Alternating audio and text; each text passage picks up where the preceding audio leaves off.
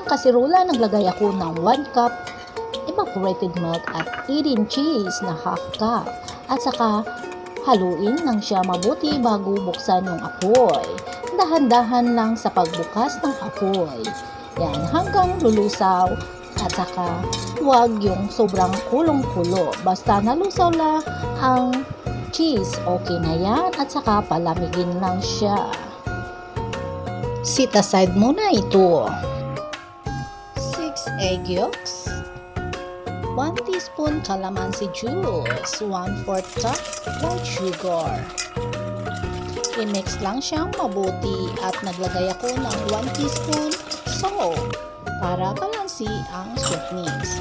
1/4 cup cooking oil at 1/4 cup water. Haluin lang siya. 1 1/2 cake flour. Nasala ko na yan siya, pero salain pa rin natin at naglagay ako ng 1 tablespoon baking powder. Diretso lang tayo sa video at haluin lang siyang mabuti. Pero huwag mag-overmix. At ilagay na natin yung niluto nating milk at saka cheese. Yan. Kailangan malamig na talaga siya. Warm, okay.